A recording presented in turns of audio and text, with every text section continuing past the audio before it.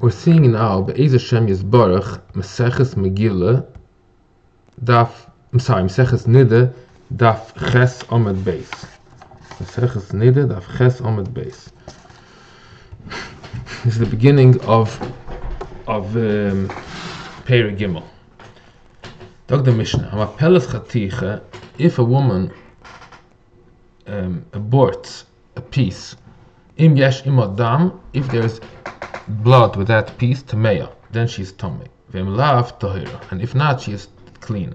Meaning to say that we do not assume that the Chaticha itself was a baby, a fetus, because if that itself is a baby, then she automatically is Tumah because of the Leda, because of the giving birth. No, we do not say that. We just say that if there is, besides that piece that she aborted, there's also some blood, so that is Tumah because of the blood that came out. No, it doesn't matter. Even if there's no other blood, the mere fact that she aborted a piece, that renders her Tumah, unclean. The Gemara explains what is the argument. What do they argue about? The Gemara explains like this: Rabbanan Amr, Rabbanan say, Makar hu shehu megadol chaticha, that the uterus is a thing that makes this piece grow. So it has nothing to do with actual blood that comes from a period. It's just that's what happens from the makar, is the opening from a woman that comes out pieces from there. No, it's really blood that just got congealed and turned into a piece. Only 4 kinds of blood. So it means, if according to this logic that the Svara is that the blood got congealed and solidified into a piece, so it's only that 4 types of colors that we had before, that there's 4 different colors that are actually blood that's Tumah. If it's something else, then there's no issue. He said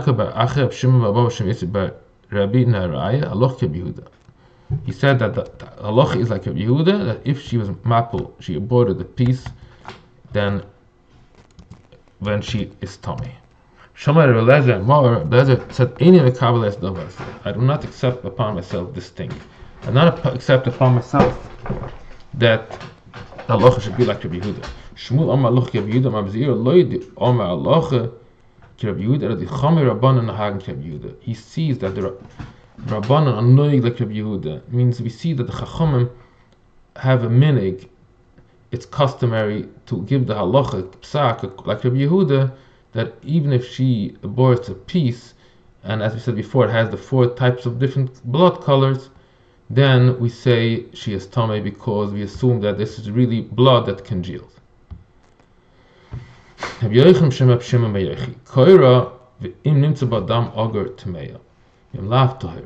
gives like a certain kind of compromise. He says you have to tear that piece, and if you see inside that hard piece some fluid that's blood, then we say, okay, now we found the blood, she's Tumah because there's regular blood inside that piece. No, he says that's not like that. We said it in a Beryah otherwise. Dam yeh zoiva b'Svara. It says in the pasuk, Dam yeh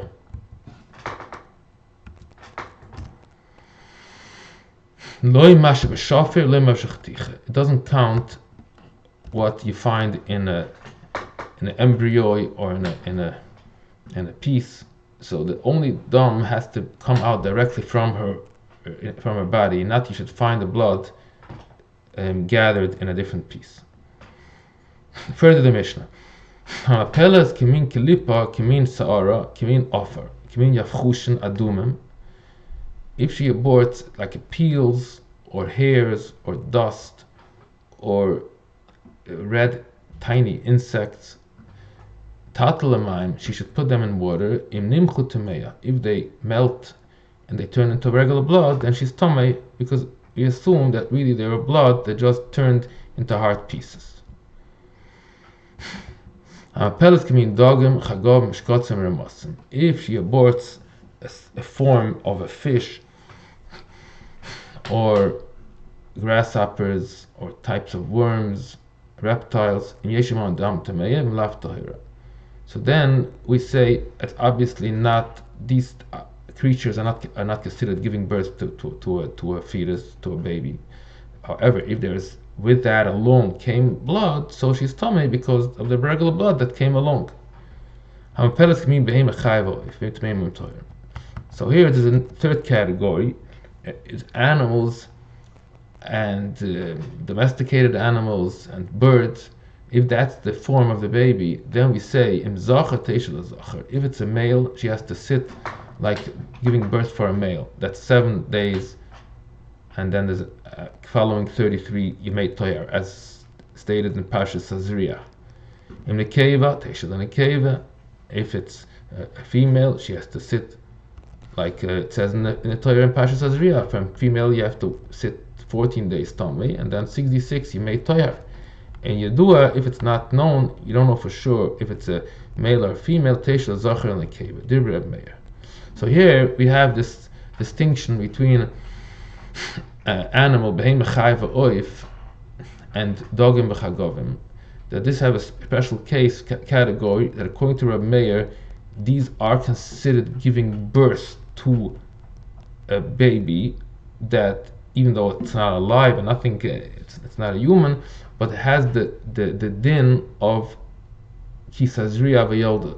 It's considered a leida, birth, and we have to follow the rules that stated in Parshas Azriah.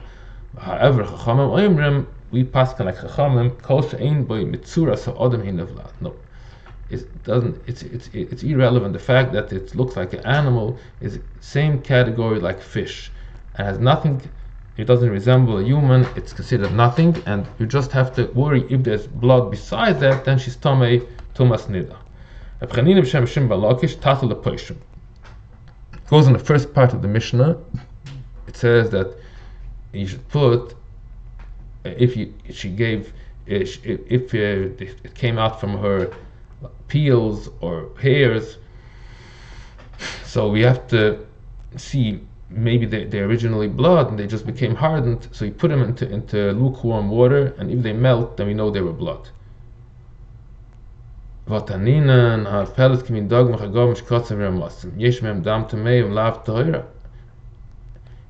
the Gemara asks the question, why doesn't it say in the second case that you should put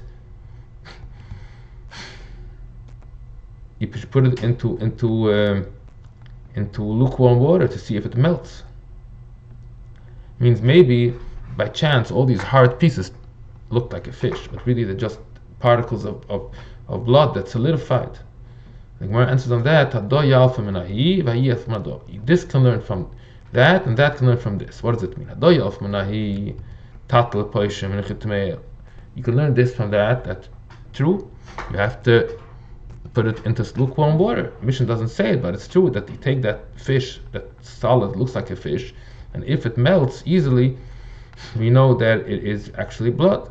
And also we can learn the first part of the Mishnah that talks about the hair and other things. So the Mishnah doesn't say there the more simple solution or the simple trial that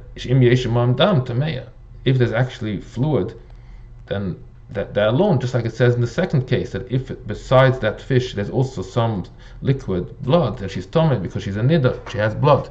So we have to verify both of these steps. Number one, if it came along some fluid, then she's Tumah because of that. And number two, if you put that solid and melts easily, we can also verify that this means that there is actually blood that turned hard. Okay, now we have to just mention that this means even the Rabbanan, because before we were talking about a chaticha that did not melt when we put it into lukewarm, and then the Chacham said it's not considered dam. Only Rabbi Yehuda said that, right? But here we're talking in a case where you take that pieces of hair and other stuff and you just melt it in water, it melts easily, so even the Rabbana would agree that this is actually blood that just turned hard. Tamatanina, it says there, how long do you have to soak it? So this is the Mishnah that talks about sherets, a reptile, let's say a mouse that dried up. So if it's so dry that it doesn't become back, you cannot turn it back into a form that should be soft, then we say you're not tummy. So the Mishnah says there, how long do you have to soak it? You have to soak it for 24 hours. It's not enough. You have to make sure that 24-hour period the water is lukewarm. Because let's say you put it in lukewarm water, so after an hour or two the water becomes cold, and then it doesn't do the job anymore. So we have to ensure that it's 24 hours soaked in lukewarm water, and then if still does not turn back into a regular mouse, like when it's dead, same type of softness, then we know that it's not matame. It's already considered dry too much that it doesn't cause you tummy. It doesn't bring tumah anymore. So how can you ensure that it stays in that state of lukewarm for 24 hours? He puts it into coals, hot ashes, picks a pot and he puts the pot into hot ashes. Or he puts chaman kol shehem. I'm not sure what chaman kol shehem means. It means a very strong chaman kol shehem or a lot. Chaman kol shehem.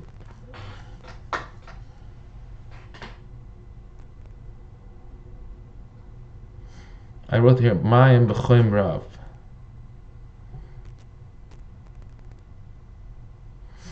Mepel is dam yavish. Blozo imet temeya. Even though it doesn't melt.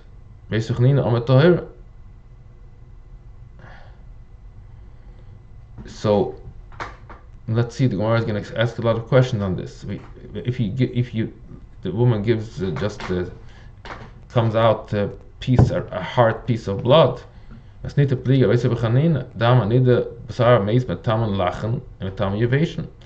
our Mishnah was talking that it came out in a special form. So then Rabbi Yehuda says, the Chum say it's nothing, because it's probably that the certain sickness that the uterus produces that. But if it's actually blood, in other words, it's not like a cube or something that's in a certain shape, it's just hard, very dry. And that they argue. So the Gemara is going to ask, didn't we learn openly that it makes tummy evasion? Even if it's dry, it's tummy. Pasuk, so Rabbi Saul answers on that. No, if it comes out right away it was dry, then it's not matame. If right away when the blood came out it was dry, then it's not matame. But let's go to our Mishnah. Rabbi says Tameya. Didn't we have here clearly that you must put it into warm water, and if not, and if it doesn't melt, it's no problem. How can Rabbi say that no matter what, it's tummy? It says in our Mishnah,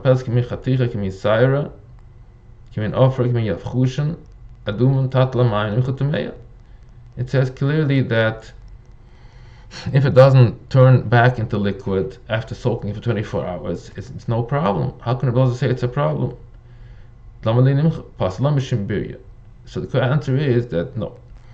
By us, there is a question if this is a certain creature that comes out from her uterus. It's totally not related to blood. So we need to have this test. So that's why the Mishnah says if it turns into 24 hours, we know it's blood. But if it's for sure not a creature, it's just particles that are dry, then we don't need a test. It's tummy for sure. That's where Rabbi explains our Mishnah. The Mishnah says only this test is only necessary when you have a possibility that it's a creature. But if it's 100% just dried particles, even if it's 100% dry and it's never going to turn back liquid, it's also tamei. According to this, Rabbi Lazar says that all the issues here is because Rabbi Yehuda said that Chacham say it's not a problem, is all because we say that it is a different creature. But once we verify that it's not a creature, it's tamei.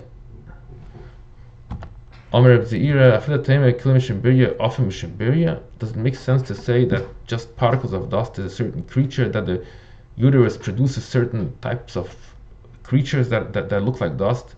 I mean, obviously, when you talk that she comes out from her sand, the only possibility is that are dried particles of blood. And nevertheless, the Mishnah says we need to make this test, this special checking, put them in 24 hours. Omer Rabba Teisiv offer. So Rabba says, don't ask for an offer. It means, you know what? Yes, maybe it can also be a Beryah. Maybe there's a certain creature that looks like a dust. So according to him, there is no such thing. You can never. It's the whole idea from Rabbi Lazar is a theoretical question. If we know for sure, let's say Eliyahu comes and tells us that this is not a creature, a special creature that looks like sand. It's just blood that's dried up from the beginning. So then Rabbi Lazar says Tamei. And so Rabbi Lazar is saying that in theory, if you know 100% sure that this is actual blood that came out 100% dry and will never turn back into be, even if you soak it for 24 hours, Rabbi Lazar says still it's Tamei.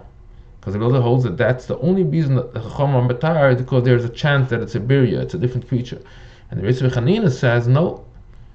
That is in essence what the Chacham are saying, that if it's dry and it's never going to turn back into liquid, so that's not tamei. The Torah requires that it should, when it comes out, should have a certain possibility to turn back into liquid. If not, that type of dam is not tamei.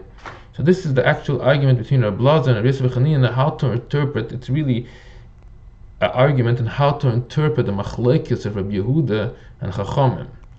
What are the Chachamim saying when they say that chaticha is not a problem? Are they saying because it's dry, or are they saying that it's a chaticha, so it's a Beryah? It's a Beryah.